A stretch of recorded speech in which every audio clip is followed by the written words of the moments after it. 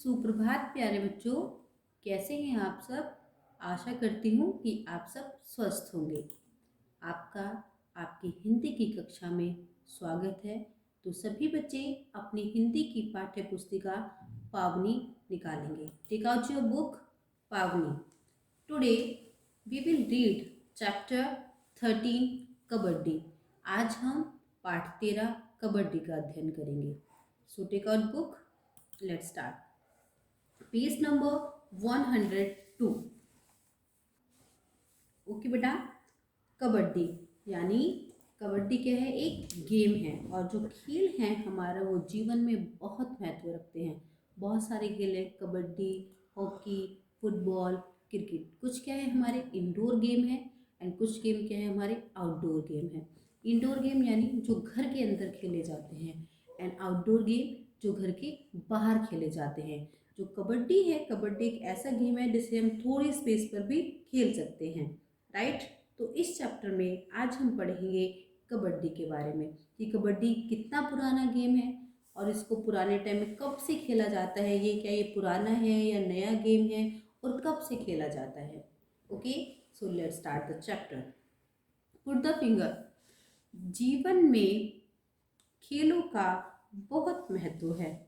खेल मनोरंजन करने के साथ साथ हमारे तन और मन को स्वस्थ रखते हैं। ये हमारे शरीर में चुस्ती, फुर्ती और ताजगी लाते हैं।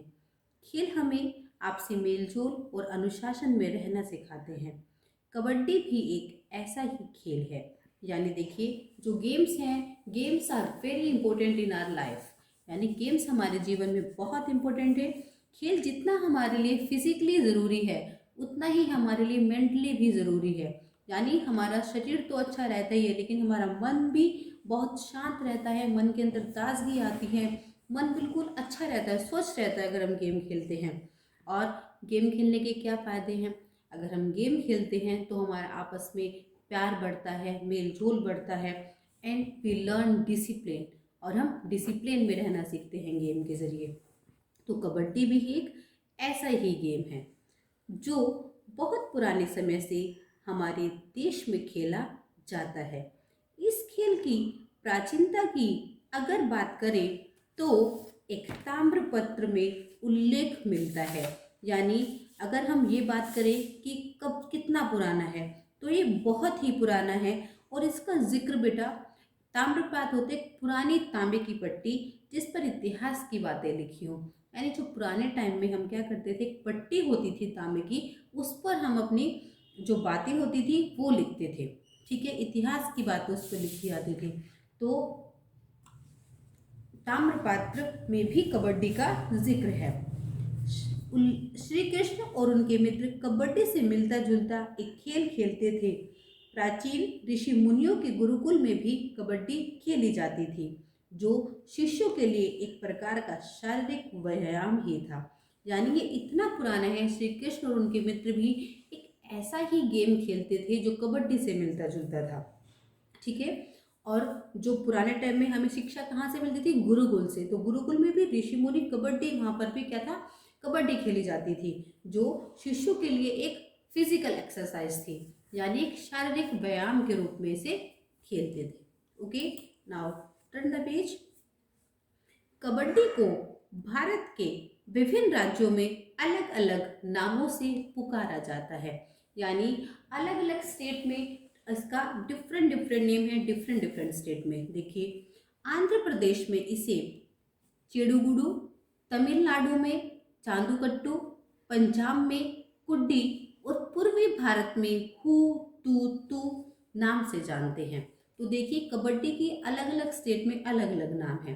जैसे आंध्र प्रदेश में क्या बोला, चेडुगुडू, तमिलनाडु में जादूकट्टू, पंजाब में कुड्डी और पूर्वी भारत में हु तू तू। बांग्लादेश में हद्दू और मालदीव में भवदिक कहते हैं।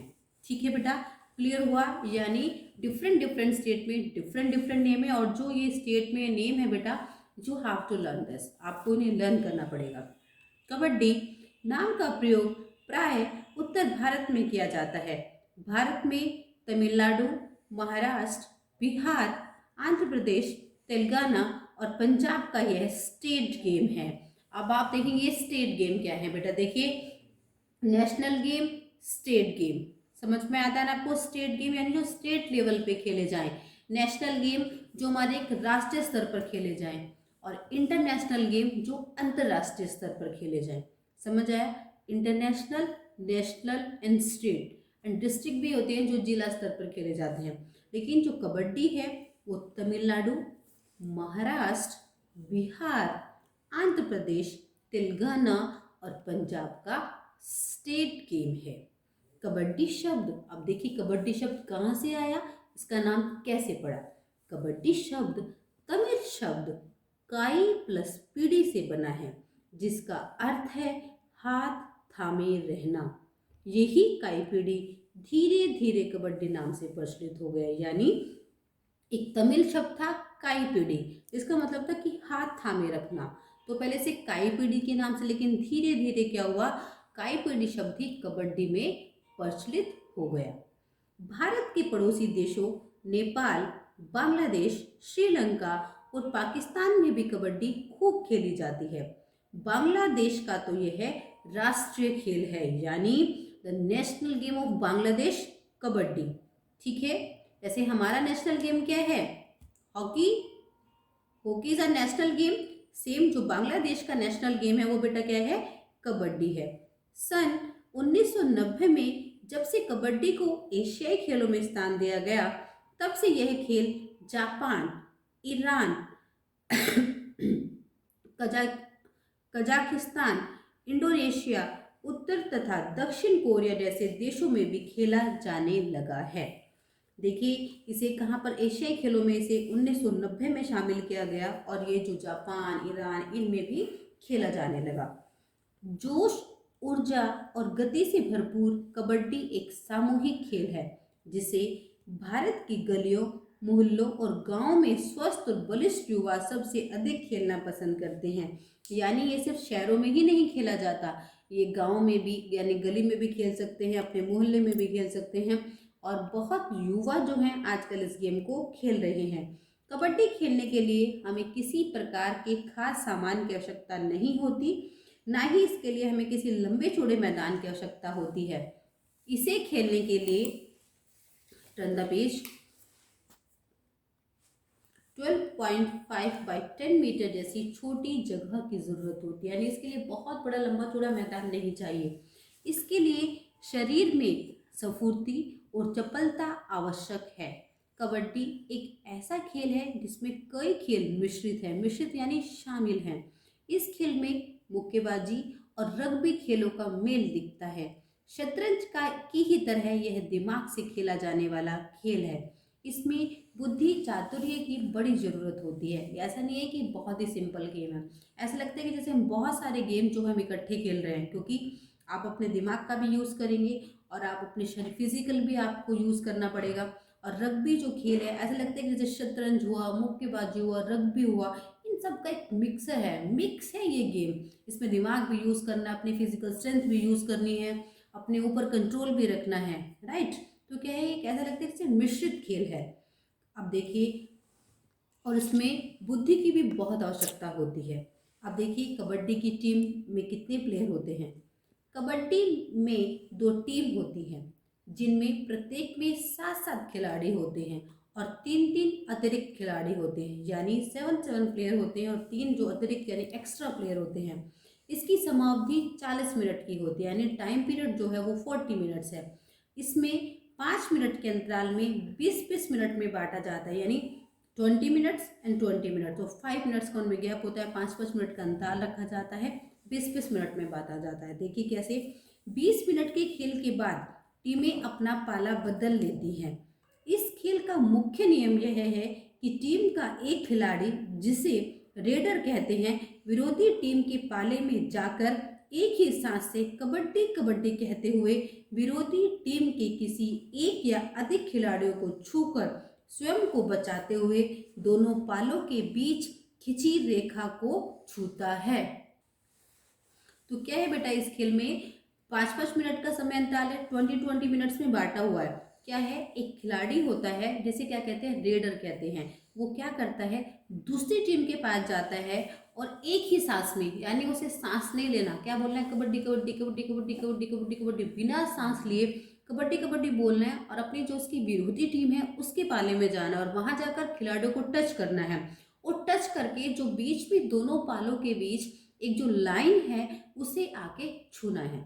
आई होप आपने सभी ने कबड्डी को खेलते हुए कबड्डी गेम देखा होगा एंड आप खेलते भी होंगे। तो उसका जो नियम क्या है कि जो एक प्लेयर है वो एक ही सांस में कबड्डी कबड्डी कबड्डी कबड्डी करता हुआ आता है, विरोधी टीम के प्लेयर को टच करता है और आके वापस उसे वो एक टाइम में 1 प्लेयर 2 प्लेयर 3 प्लेयर टच कर सकता है, लेकिन वापस आके उसे अपनी रेखा को टच करना होता है, या चाहे तो वो सारे भी प्लेयर एक सांस में टच कर दे तो तब छू ले, ठीक है।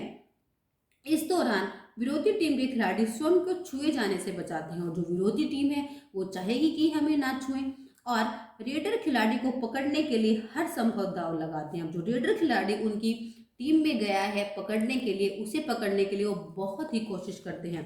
बिना सांस तोड़े टीम का खिलाड़ी विरोधी टीम के जितने खिलाड़ियों को छूकर सुरक्षित रेखा पार कर लेता है, विरोधी टीम के उतने खिलाड़ी आउट हो जाते हैं और आक्रमण करने वाली टीम को अंक मिलते हैं।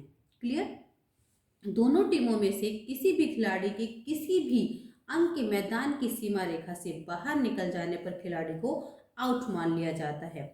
यानी अगर किसी का भी जो है अंग है वो उनका जो मैदान की जो एक सीमा है अगर उससे बाहर आया तो कोई से भी टीम का प्लेयर हो वो आउट हो जाएगा। अंत में अधिक अंक प्राप्त करने वाली टीम को विजयी घोषित किया जाता है। ये तो क्लियर है कि जिसके जितने भी ज़्यादा अंक होंगे वो टीम जो विनर होगी। अब कबड्डी खेल का आयोजन उम्र और वजन के आधार पर किया जाता है।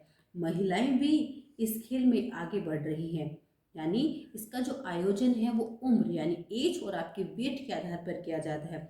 और आप क्या सोचते हैं कि सिर्फ लड़के ही खिला कबड्डी खेल सकते हैं? नो, महिलाएं भी आजकल इस गेम में बहुत आगे बढ़ रही हैं। वैसे महिलाएं आजकल हर फील्ड में आगे हैं, कोई सा भी गेम हो महिलाएं हर गेम में बढ़ चढ़ कर भाग ले रही हैं।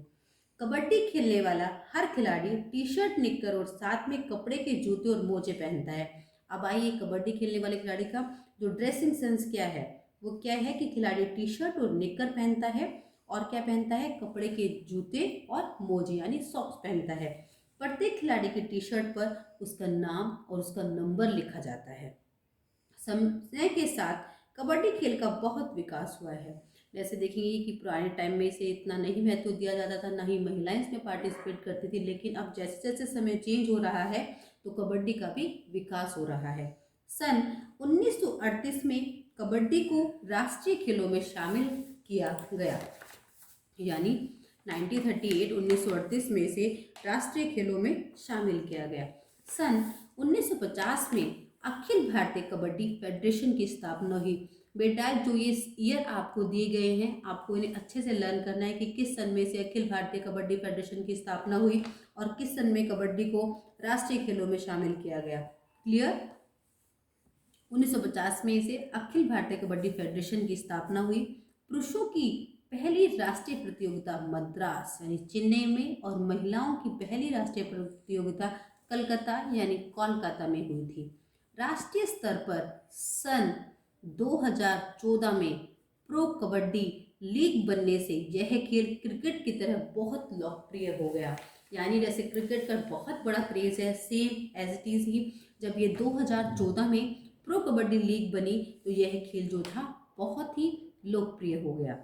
आज कबड्डी का खेल जिला, राज्य, राष्ट्रीय और अंतर्राष्ट्रीय स्तर पर खेला जाता है। मैंने बताया था आपको district, state, national and international level पर हर जगह ही कबड्डी का खेल आजकल खेला जाने लगा है।